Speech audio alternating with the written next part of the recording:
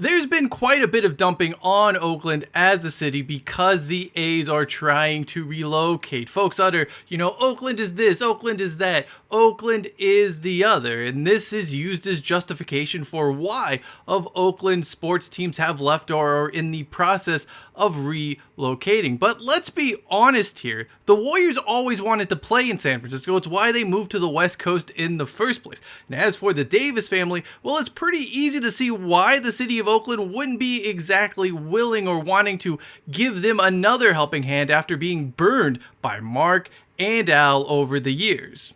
When it comes to the A's relocation, though, it doesn't really have anything to do with the city itself. We know that because we have a very common denominator when it comes to the team's efforts both in Oakland and Las Vegas, that being John Fisher and Dave Kaval.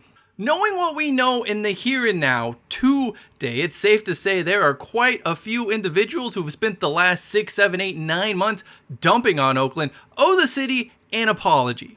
A common refrain we've heard quite a bit during this entire A's relocation saga is that it's the city's fault, both in terms of effort from local officials and the state of things in the city by and large. Turns out though, it's a bunch of nonsense. Here's the thing about that. I have lived and traveled the world. Big cities, small cities, urban, rural, English-speaking, non-English-speaking, from Sacramento, California to Moscow, Idaho to Bangkok, Thailand, to a tiny little border town in the Republic of Georgia next to Azerbaijan. I've been there, I've done that, I own the t-shirt.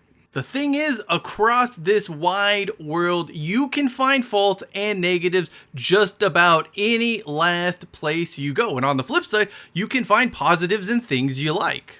It almost always has to do with your perspective and what you've been told and what you experience in any given location at any given moment in time.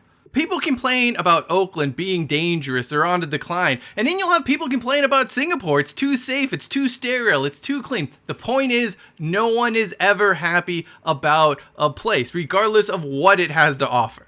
For all this talk of Oakland, if you go down the wrong street or enter the wrong neighborhood in Istanbul or Madrid or any other metropolis, shit gets quick real fast. And if you leave your laptop exposed in your car, even in tropical paradises like Bali and Phuket, well, chances are it's still going to get stolen. Simply put, though, Oakland isn't the problem here. Could it be better? Yeah, sure, absolutely. I'm not going to argue. I'm not saying Oakland is perfect. But this is something you could say about every city in the world. Nowhere is perfect and things could always be improved.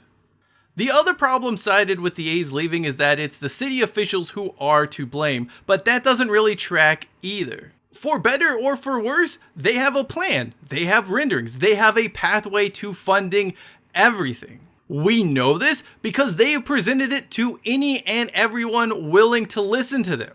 All they need is a committed partner who actually has the funds they claim to have and is willing to invest.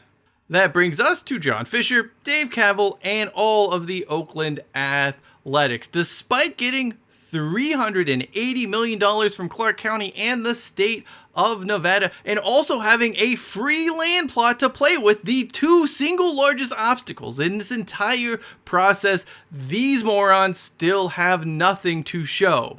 This didn't happen yesterday, for the record. This happened in the middle of June, which brings us to what I don't even know if they're actual people. It just seems like they are a few internet trolls and Dave Kaval burner accounts, but these always say these type of stadium negotiations take time. And I say to that, bullshit. It doesn't actually take time for these negotiations, at least not if you're honest, know how to do business, and have the money to make it work.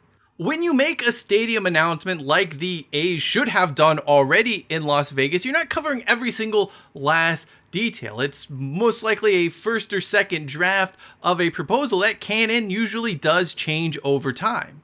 What it just means, though, is that you are locking something in, and something, anything, is what should be locked in already when it comes to the A's and Las Vegas in terms of a stadium. How is there nothing? This is not on Vegas, this is not on Nevada. They have proven more than willing to bend over backwards to accommodate the A's relocation. Now, look, how they've done it is unscrupulous at best, but they've done it nonetheless. You cannot blame them for not trying here. They have proven that they'll do whatever it takes, as gross as it is, to get things done. No, with the A's having failed to get a stadium built in Oakland that could be under construction already, and again seemingly having failed in Vegas at least some 7 months after getting that public funding, we have a pretty common denominator here. John Joseph Fisher. He's the reason why the countdown isn't on for the Howard Terminal Ballpark in Oakland. He's the reason the A's have seemingly alienated everyone in Vegas about their potential arrival. Dude is incompetent. He sucks as an owner. Everything Fisher does turns into a raging dumpster fire. What more could have Oakland done for the A's as far as getting a new stadium? What more does Fisher expect from Las Vegas at this point? Anyone with even the most basic ability to think critically can see the problem here. And no, it's not these cities who have tried their damnedest to get the A's a new ballpark. It is the man who is more wishy-washy than a teenage girl when you ask her what she wants to eat. So to all of those who continue to diss Oakland and blame the city for the A's relocation, well, I have a question for you. Is Oakland really to blame here? Because if you think Oakland is to blame, well, then you're going to need to start bitching about how Las Vegas can't get the deal over their line, and maybe that is due to the fact the city having its own wide-ranging issues.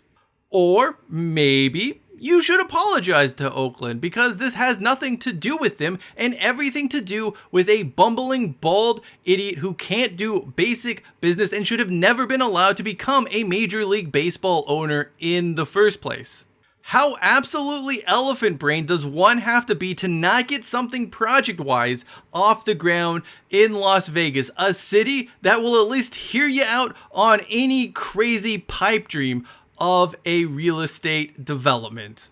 This shouldn't really come to a surprise to anyone, though. People in Oakland have been saying this for years and no one has wanted to listen to them. And I think it's only a matter of time, if it's not already happening, that the people of Las Vegas are going to just really wise up and realize that, Fisher and Dave Kaval, they're pretty freaking stupid.